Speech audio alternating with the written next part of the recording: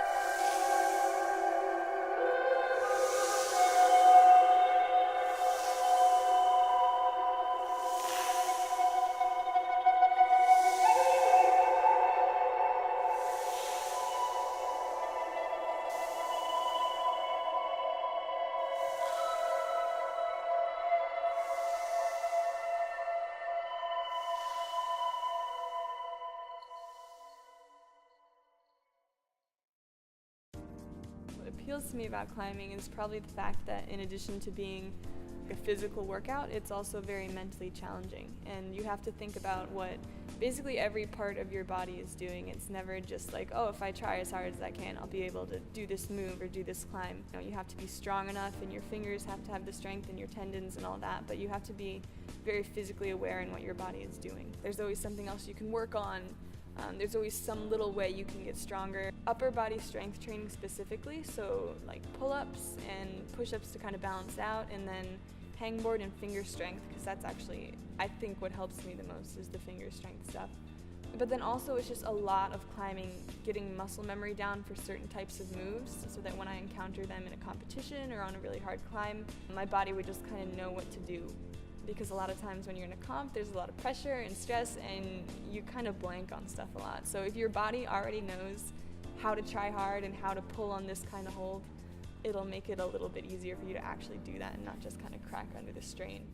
I've been to 5 national competitions so far. There's a lot of stress and pressure surrounding competitions. Basically, you go out there and it's usually like you'll have one shot at a climb, or you'll have, maybe 4 minutes. And so it's a lot of pressure on sort of one moment, and then you have to be able to deliver on that if you want to move forward. Usually, I guess it's a balance between being really focused and also not letting yourself freak out.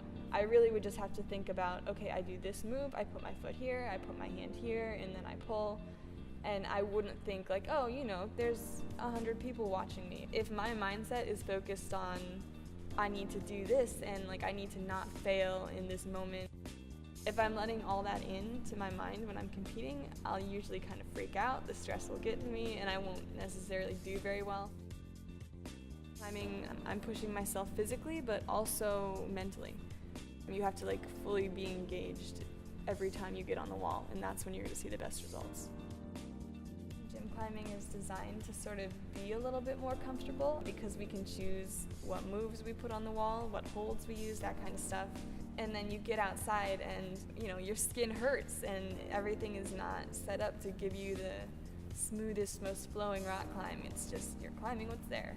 And in that sense, it's cool because, you got to figure it out and you got to hold on to just whatever is there, and often you'll come back from climbing outside and your skin is just destroyed and your fingers are bleeding. It's worth it because it's a completely different experience than gym climbing, and if you climb really strong in the gym, that doesn't actually always translate to climbing really strong outdoors because it's so different and it's so specific. And outdoors, it's a little bit more about the experience. It's the full experience of being there and not just climbing what looks hard, but what looks most exciting or what draws you to it the most. You're there with your partner or with other people and everyone's just excited to be outside. And so I think it's more about the overall experience than what it is you're actually climbing. What makes me passionate to climb is there's like a sense of accomplishment anytime you do a climb, but it's not just that because it's very easy to get wrapped up in, I have to do this climb to succeed, but that's not really the right way to look at it. It's more like there's a lot of little victories within climbing, like maybe you hold on to a hold that you couldn't before, or you get just a little bit further in a climb. There's always more you can do. There's always something you can improve at. There's so many ways you can push your boundaries. Yeah, I think it's something that I definitely would do my whole life just because it's been such a big part of my life up until now. I'm moving away from being so focused on it, but now I have to step back a little bit. It's still something I'll always do. It makes me feel good mentally and physically, and I like having something I can always see progression and push myself physically in. And so in that sense, yeah, I will probably do it for my whole life.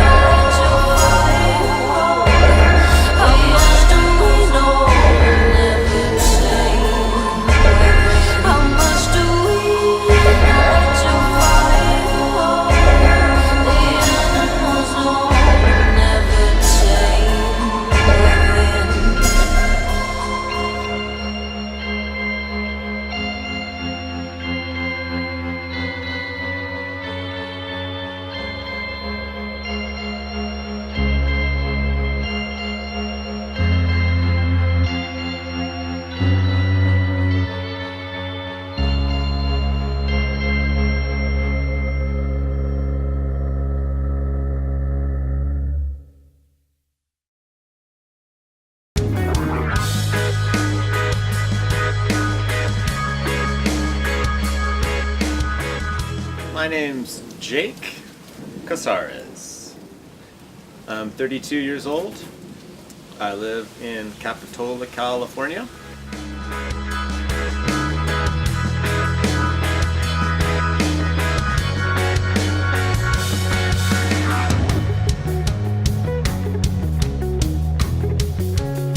My morning ritual is get up, turn on the espresso machine,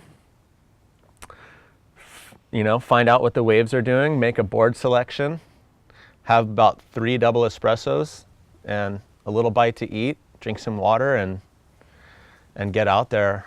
So I don't have a college degree. Surfing probably has something to do with that. But at the same time, I had thought about that. Maybe I'm still giving a lot of my youthful energy and my body to surfing, to the peak of my physical prowess, to riding the best, what I consider the best or most testing technical kind of waves, because you can't keep it up forever. I was just at the beach the other day and some guys were talking, and they had mentioned that the types of boards that their friend was using, because he was no longer able to paddle, like something happened with his back, or things start to go. And I mean, it happens to all of us. We all age, and once you're past your mid or late 20s or whatever it is, your kind of body's not growing anymore. It's you hit that and then you're coming down the other side of the hill. I walk with my longboard or my shortboard if the waves are big down here to Capitola and mess around, and it's really fun. I like that style of surfing. I got this big old D fin on my log, and I just kind of I like to just kind of keep it cruisy and a little, I guess, retro. I found the thing at the flea market for $40. I'm kind of a thrifty guy, I don't really ogle new boards in the shop or keep tabs on what's cool. I don't really pay much attention to that. I like the waves. I want to be surfing the wave the best that I can, and so I just do what I can with what I've got. And I found a tray at the flea market as well, and it's like the size of a baking sheet, and man, that thing is so fun. A lot of people, kids and folks, they just swipe trays from Taco Bell or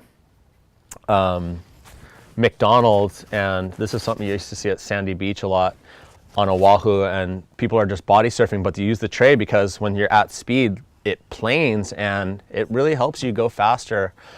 And I can angle it, and it just helps me get in the part of the wave where I want to be, and you get a much longer ride than you would without it. So that's kind of the deal, the most bang for your buck. And there's little techniques. You can stick it out in front of you and keep paddling, and it's kind of fun. And it's a tip of the hat to the old Hawaiian Paipo, which is, one of the early surf craft. And yeah, I like to ride weird stuff. I'm really into the tray right now.